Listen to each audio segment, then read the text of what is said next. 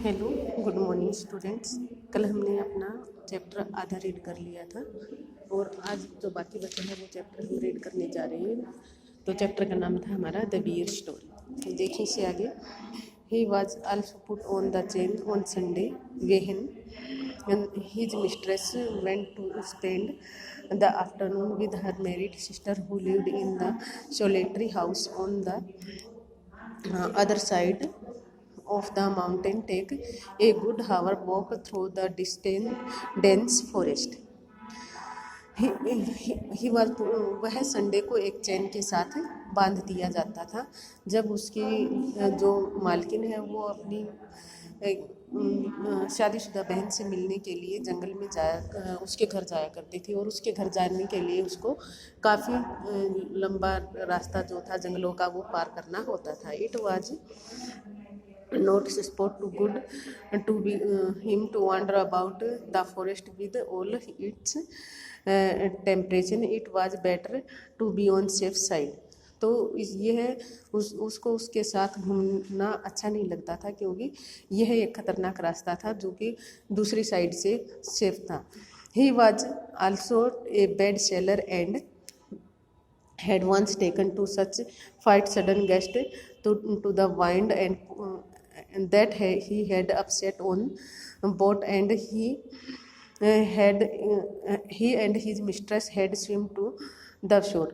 और फिर ये जो रास्ता था ये एक भयभीत करने वाला रास्ता था और ये जो रास्ता था ये है एक बुरे नाविक की तरह था. एक बार जब हवा के तेज झोंका आया तो उसकी नाव पलट गई और वह और उसका जो मालकिन थे वो क्या है दूसरी तरफ जो है तैर कर वहाँ आए. Now he new quite well what is mean when his mister put him on the chain on Sunday. तब वो अच्छी तरह से ही जानता था कि जब उसकी मिस्ट्रेस ने उसको संडे को चेन से बांध दिया जाता था. A friendly tap on his head and promise to be an apple he on her return if he had been good during the her absence. तब उसको चैन से बांध दिया जाता था और उसकी मालकिन उससे प्रोमिस करती थी कि यदि वह उसके पीछे से ठीक ठाक रहा तो क्या है वो उसको एक एप्पल खाने को देगी. He was sorry but regrets like a good dog. वह इसके लिए सॉरी कहता और वो एक अच्छे कुत्ते की तरह बैठा रहता था. When his mister tells him he can not come with her for वो. जब तक वह दुखी होता लेकिन एक अच्छे कुत्ते की तरह वो उसकी बात मान लेता जब उसकी मालकिन कहती कि वह उसे सैर पर नहीं ले जा सकती है. One Sunday, when the lady had chained him up usual and was about halfway through the forest, she suddenly thought she was heard the cracking of the trees branches on the winding footpath behind her. एक सुबह जब एक Sunday को जब हमेशा की तरह उसने भालू को बांध दिया और वो चली गई. जब आधे रास्ते में वो पहुंची तो उसे जैसे कोई जंगल में टहनियों की या पत्तों की चरमराने की आवाज़ उसे सुनाई दी. She looked back and was horrified to see bear coming along full speed. तो वह एकदम घबरा गई कि जो भालू था वो फुल स्पीड से उसके पीछे पीछे दौड़ रहा था. The bear looked if they move along quite slowly, a sniff along much faster than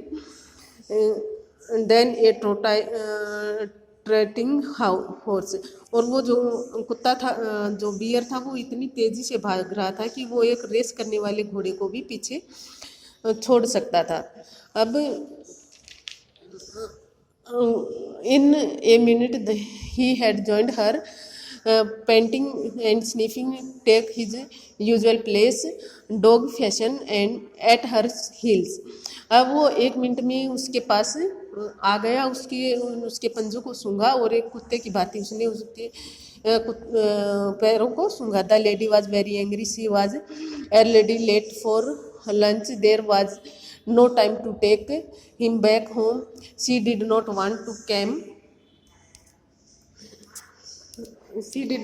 to come with her, and beside, it was very naughty of him to have disobeyed her. अब जो औरत थी उसको ऐसा देखकर काफ़ी बुरा लगा और उसने कहा कि ये तो वो उसको अकेला भी नहीं छोड़ सकती थी, तो वो उसको साथ भी नहीं ले जा सकती थी क्योंकि वो पहले ही लेट हो चुकी थी. यदि वो उसे घर छोड़ के आए तो और साथ लेकर जाए तो वो काफ़ी शरारती हो चुका था. और इससे जो मालकिन थी वो उससे काफ़ी नाराज़ हो गई, उसकी इस प्रकार से आज्ञा का उल्लंघन करने के कारण. डिसोबेड मतलब आज्ञा का उल्लंघन करने के कारण. सी told him in her servant voice and back at once, meeting him with her parcel. parcel का मतलब होता है छाता. वह एकदम उसने उसको जोर से डांटा और कहा कि वो वापस घर चला जाए और उसे उसकी नाक पर क्या है अपना छाता दे मारा. He stopped a moment and looked her with a cunning eyes.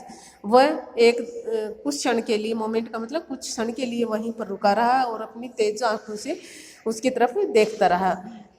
But he did not want to go back and kept on sniffing at her. लेकिन वो वापस नहीं जाना चाहता था और लगातार उसको स्निफिंग का मतलब सूंघता ही रहा. When the lady saw that he had even lost his new collar, she got still more angry and hit him with a parcel on hard, and that broke in two.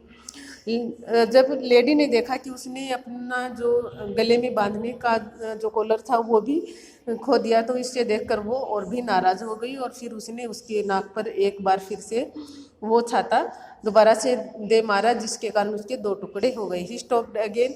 वो दोबारा से वहीं रुका रहा. Shook his head and opened his big mouth several times as he wanted to say something.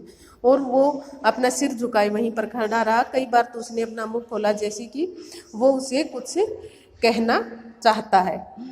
Then he turned around and back to surf back way to had come, stopping now and then to look at the lady till the last she lost sight him. फिर वो धीरे से वहाँ से मुड़ गया और अपनी मालकिन की तरफ देखता हुआ वह वहाँ से धीरे धीरे चल दिया जब तक कि उसकी मालकिन उसकी आंखों से ओझल नहीं हो गई. When the lady came home in the evening, the bear was sitting in his usual place outside the kennel, looking very sorry for himself. जब शाम को लेडी वहाँ अपने घर में आई तो उसने देखा कि जो बियर था वो अपनी जगह पर बैठा था और उससे सॉरी फील कर रहा था. The lady was still very angry. She went up him and began to scold him most severely and said he would have chained for 2 days. The old cook, who loved the bear as if he had been her son, rushed from her and from the kitchen very angry. फिर वो जो lady थी वो उससे क्या है कि काफ़ी नाराज़ थी और उसे बार बार डांट रही थी और उसने कहा कि अब की बार वो उसे 2 दिन तक चैन से बांधे रखेगी. तभी वहाँ उसका जो रसोइया था जो कि उससे बहुत प्यार करता था बियर से, वो दौड़ा हुआ अपनी किचन से आया और उसने कहा कि आप इसे क्यों डांट रहे हो. Why are you scolding him for, miss, said the cook. He had been as the good as gold whole day. Bless him. उसने कहा कि आप इसे क्यों डांट रही है, ये सारा दिन जैसे कि सोने एक अच्छे सोने की तरह बैठा रहा, आपको इसको आशीर्वाद देना चाहिए. He had been sitting her quite still on his house and make an angle, looking the whole time towards the gate for you to come back. और फिर वो एक जैसे कोई फरिश्ता होता है ना, एंगल का मतलब फरिश्ता जो होता है उसकी तरह देखता रहा, और पूरा दिन वो गेट की तरफ देखता रहा कि आप उस कब वापस आ रहे हो। तो बच्चों ये जो चैप्टर अपना रीडिंग इसकी पूरी हो गई है, और इसके जो बाकी क्वेश्चन हमारे रहते थे फोर्थ फिफ्थ और सिक्स्थ, वो आपको अपनी फेयर नोटबुक में राइट एंड लर्न करने हैं। Okay, thank you, have a nice day.